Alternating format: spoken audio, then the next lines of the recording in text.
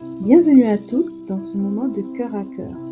Aujourd'hui, j'aimerais partager avec vous une réflexion profonde, presque un témoignage, autour d'un sujet qui peut être difficile à entendre, mais tellement essentiel pour transformer nos vies, l'attitude querelleuse dans le mariage. Si vous êtes ici, ce n'est pas un hasard.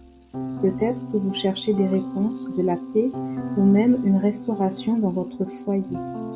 Alors, prenez quelques instants, ouvrez votre cœur et laissez-moi vous raconter mon histoire.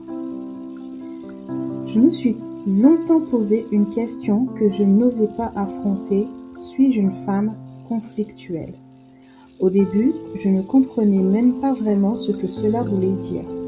Puis j'ai réalisé que cela se manifestait dans mes conversations, dans mes réactions, dans ce besoin constant d'avoir raison. Mes échanges avec mon mari devenaient souvent des confrontations, presque des compétitions pour savoir qui aurait le dernier mot. Et le plus troublant, c'est que je gagnais souvent. Du moins, c'est ce que je croyais. En réalité, j'avais perdu bien plus que des arguments. J'avais perdu la paix, la complicité, et finalement, j'ai perdu mon mari. J'ai compris que les disputes, contrairement à ce que le monde nous dit, ne construisent pas un couple. Elles le détruisent lentement, mais sûrement. Comme une goutte d'eau qui tombe sans cesse, mon attitude finissait par user, fatiguer, éloigner. Dans mon foyer, il y avait des tensions, et même si tout semblait normal en apparence, il n'y avait pas de véritable paix. J'ai réalisé que ce n'était pas seulement mes paroles, mais mon esprit tout entier qui était en cause. Un esprit de contradiction, d'orgueil et de contrôle. Je pensais être forte, indépendante, capable de me défendre seule, mais en réalité, je prenais une place qui n'était pas la mienne. J'avais du mal à accepter l'autorité dans le couple, à faire preuve de douceur, à me taire quand il le fallait. Puis, j'ai découvert une vérité difficile. La racine de tout cela, c'était mon orgueil. Cette idée que j'avais raison, que je devais me faire respecter, que m'excuser était une faiblesse. Même cette force n'était qu'une illusion. Elle détruisait tout autour de moi. Alors, j'ai commencé un chemin différent, un chemin d'humilité. J'ai appris à reconnaître mes torts, à demander pardon à Dieu, mais aussi à mon mari et même à mes enfants. Ce n'était pas facile, c'est même profondément inconfortable, mais c'était nécessaire.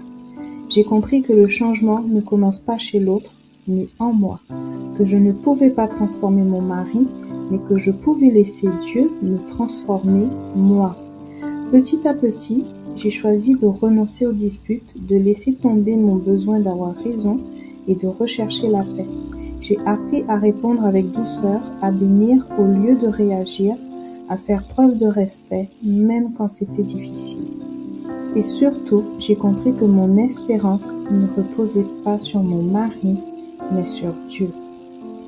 Alors, aujourd'hui, à travers ce partage, je veux vous laisser avec cette réflexion. Et si le véritable changement que vous attendez dans votre vie commençait par vous? Peut-être que comme moi, vous avez lutté avec l'orgueil, avec le besoin d'avoir raison, avec des attitudes qui ont blessé votre foyer. Mais il y a une bonne nouvelle. Rien n'est figé. Lorsque nous choisissons l'humilité, lorsque nous reconnaissons nos torts et que nous décidons de changer, Dieu agit. Il restaure, il transforme, il guérit ce qui semblait perdu. Cette semaine, je vous invite à prendre un moment pour vous examiner avec honnêteté, à demander à Dieu de vous révéler ce qui doit changer et à faire ce premier pas, même petit, vers la paix. Et si ce message vous a parlé, n'hésitez pas à le partager, à laisser un commentaire ou à rejoindre les rencontres Espoir Enfin pour aller plus loin ensemble tous les samedis à 12h30. On se retrouve très bientôt pour un nouveau moment de vérité et d'encouragement. Prenez soin de vous et surtout, gardez espoir.